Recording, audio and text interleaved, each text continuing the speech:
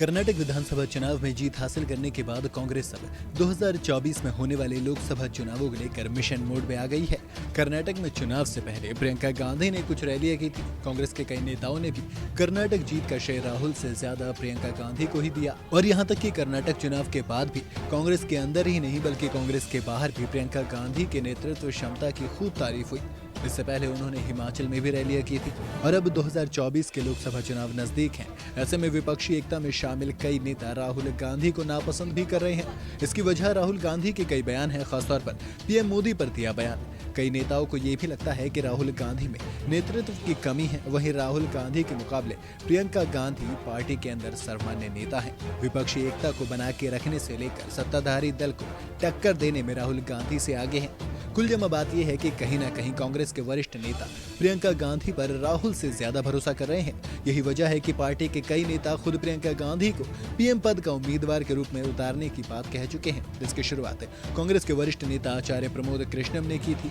उन्होंने साफ साफ कहा कि कांग्रेस के लिए प्रियंका गांधी बहुत बड़ा चेहरा है, जिसको नरेंद्र मोदी के सामने 2024 के लोकसभा चुनाव में लाना चाहिए। वही मोदी को सीधे टक्कर दे सकती हैं। आचार्य का कहना है कि 2024 लोकसभा चुनाव में पीएम मोदी को देने के लिए किसी मशहूर चेहरे की जरूरत है। विपक्ष को ऐसा चेहरा पेश करना होगा जो मोदी को टक्कर दे सके। अभी जितने क्षेत्रीय पार्टी के नेता हैं वो अपने अपने राज्य के नेता हैं और राष्ट्रीय स्तर पर इन नेताओं की कोई लोकप्रियता नहीं है।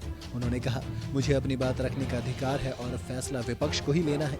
नरेंद्र मोदी के सामने प्रियंका गांधी बहुत बड़ा चेहरा है। प्रियंका ही पीएम मोदी को हरा सकती हैं। वहीं अगर राहुल की बात करें तो भारत जोड़ो यात्रा के बाद भी राहुल गांधी की लोकप्रियता काफी बढ़ी। इसके बावजूद राहुल गांधी अब पीएम फेस की रेस से धीरे धीरे बाहर होते जा रहे हैं। इसकी वजह है राहुल गांधी की सदस्यता का रद्द होना। दरअसल राहुल गांधी केरल के वायनाड से सांसद थे और जनप्रतिनिधि कानून के मुताबिक अगर सांसदों और विधायकों को किसी भी मामले में 2 साल से ज्यादा की सजा हुई तो ऐसे में उनकी सदस्यता रद्द हो जाती है। सजा की अवधि पूरी करने के बाद 6 साल तक वो चुनाव भी नहीं लड़ सकते हैं। हाल ही में पवार के साथ कम से कम 4 दलों के शीर्ष नेताओं ने राहुल गांधी के विपक्ष के चेहरे के रूप में पेश करने को लेकर आपत्ति जताई है। इस लिस्ट में शरद पवार का नाम भी शामिल रहा है। 2020 में शरद पवार ने कहा था कि राहुल गांधी के नेतृत्व में कुछ समस्याएं थी और उनमें निरंतरता की कमी है।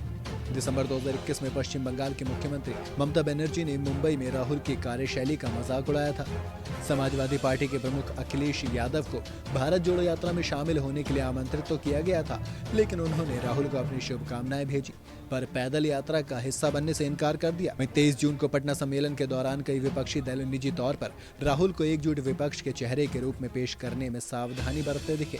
उन्हें डर है कि प्रधानमंत्री मोदी और राहुल के बीच मुकाबले में राहुल दूसरे नंबर पर रहेंगे, तो ऐसे में कहीं न कहीं प्रियंका गांधी का राहुल से ऊपर आना लाजमी सा होता दिख रहा है। अब अगर राहुल गांधी के राजनीतिक सफर की बात करें तो साल 2004 में वो लोकसभा के लिए चुने गए थे। यहीं से उन्होंने राजनीति में एंट्री की थी। उन्होंने साल 2009 में भी अपनी सीट को बरकरार रखा। 2013 में उन्हें कांग्रेस पार्टी का उपाध्यक्ष बनाया गया। राहुल गांधी को 2017 के अंत में कांग्रेस पार्टी का प्रमुख बनाया गया। उन्होंने लोकसभा में उत्तर प्रदेश के अमेठी और केरल के वायनाड के निर्वाचन क्षेत्र का प्रतिनिधित्व किया है। 2019 में राहुल गांधी कांग्रेस की पारंपरिक सीट अमेठी से लोकसभा चुनाव हार गए थे। हालांकि उन्होंने इस चुनाव में केरल के वायनाड की सीट जीत ली थी, जिसके बाद वो लोकसभा में जा सके। वहीं इसके साथ ही वो मुख्य विपक्षी दल इंडियन नेशनल कांग्रेस के सदस्य हैं और 16 दिसंबर 2017 से 3 जुलाई 2019 तक पार्टी के अध्यक्ष भी रहे हैं। तो ऐसे में ये साफ है कि राजनीति के मामले में राहुल गांधी के पास प्रियंका से ज्यादा अनुभव है। फिलहाल उन्होंने मानहानि के केस में लोकसभा की सदस्यता गंवा दी है। राहुल सांसद रहे हैं, वो उम्र में भी प्रियंका से 2 साल बड़े हैं। वहीं अगर प्रियंका गांधी की बात करें तो साल 2019 में वो आधिकारिक तौर पर राजनीति में शामिल हुई थी। उन्हें उत्तर प्रदेश के पूर्वी हिस्से के लिए पार्टी महासचिव नियुक्त किया गया था। इससे पहले के चुनावों में प्रियंका ने भाई और मां सोनिया गांधी के लिए बड़े पैमाने पर प्रचार किया है। तो ऐसे में सवाल आता है कि क्या राहुल के मुकाबले प्रियंका गांधी एक अच्छा चेहरा बन सकती हैं साल 2024 के चुनाव में?